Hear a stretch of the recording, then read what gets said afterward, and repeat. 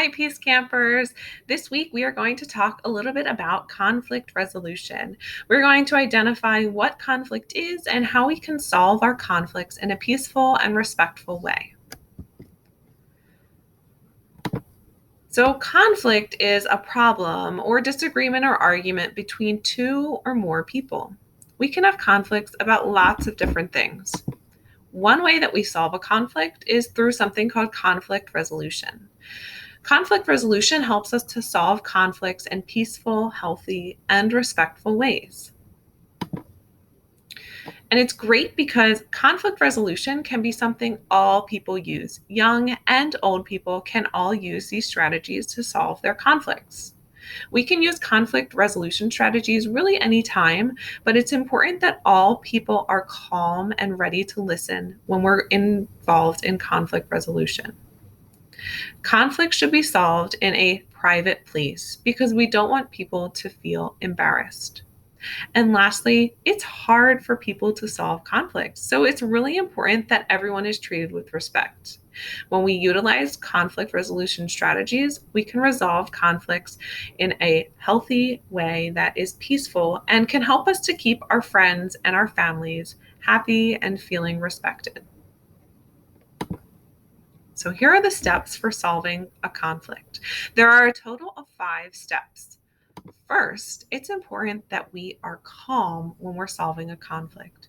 We said that all people need to be calm because it helps us to make good choices, and it's really hard to think clearly when we're upset or angry. So sometimes you may need to take a break or take a step back and come back later to solve the conflict. In order to help make sure we are calm, it may help to take a deep breath. So we can try a strategy like this. Breathe in like a flower, counting to 3. Pause and hold your breath for a count of 1. Then breathe out like a birthday candle, counting to 4. It's important when we're breathing to do it calmly. So it might look like this. Breathe in like a flower.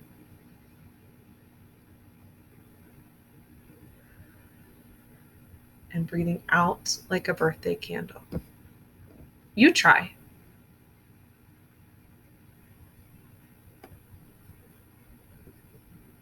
Next is to identify the problem. It's important that we have a very clear idea of what the actual problem is. So in order to do this, it's important to stop and think. Ask yourself, what happened? It might even be helpful if you're in a place where you can write yourself a note that clearly states the problem. Step 3 is to decide if this is a big or small problem. A big problem is anything that you need an adult to help with and that needs to be fixed right away. You might need to get an adult right away to solve your problem, but if it's a small problem, you should try to solve it on your own. Here's the difference between big and small problems. A big problem is when someone is in danger, they might be hurt or sick. It could also be something where only an adult could help. A small problem could be a disagreement. It could be an issue with taking turns or where people have different ideas.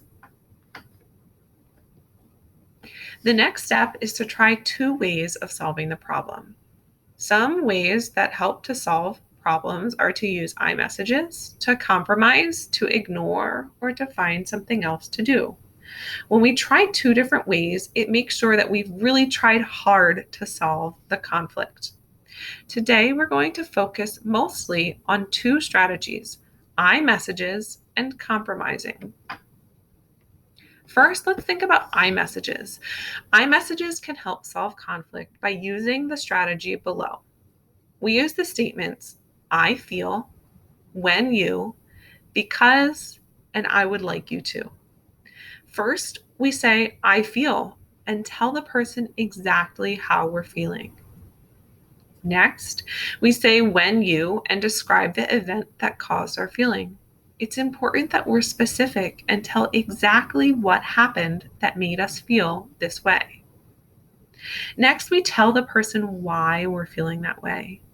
And last, it's important to give the person a strategy to help them figure out what we could change in the future. Here's a couple examples. The conflict is that I overheard my friend gossiping about me. My response using an iMessage might sound like this: I feel angry when you spread rumors about me because it hurts my feelings. I would like you to stop gossiping about me. By using this iMessage, I've identified my feelings. I've told exactly what has made me feel that way. And I've told them why I'm feeling that way and what I would like to change in the future. This gives everyone a clear understanding of exactly what happened and what we could do to help solve the problem. Another conflict, an example of iMessage could be, my friend has been spending a lot of time with someone else instead of me, and it makes me feel angry.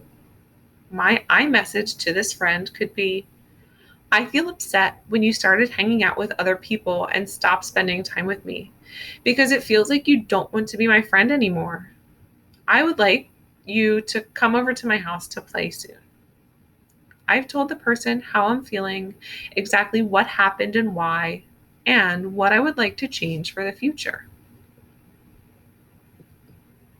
Compromise is the second conflict resolution strategy that we can use to help solve our problems.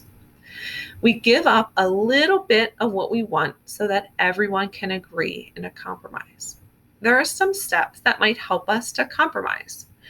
First, we can each think of our top 3 solutions.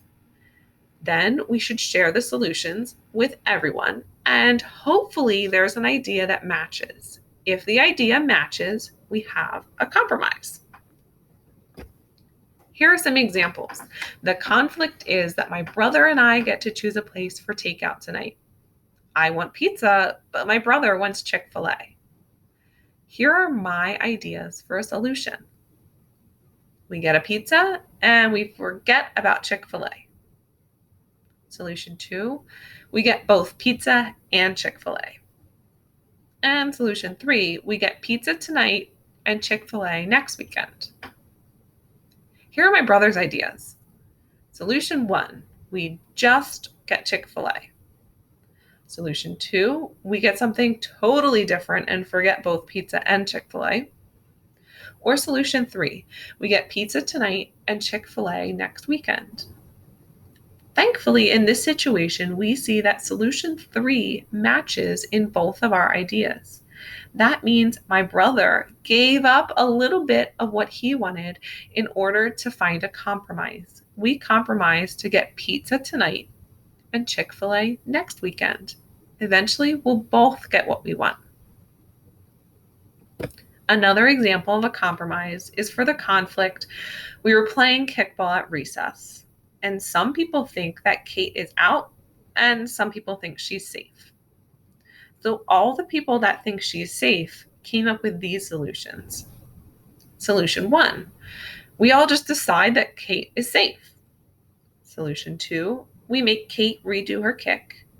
And solution 3, we choose to agree that Kate is out. All the people that think that Kate is out share these ideas for their solutions.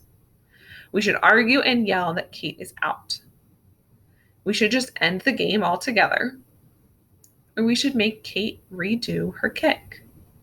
Again, we will notice that 2 of our solutions match. We've compromised to decide that we should make Kate redo her kick.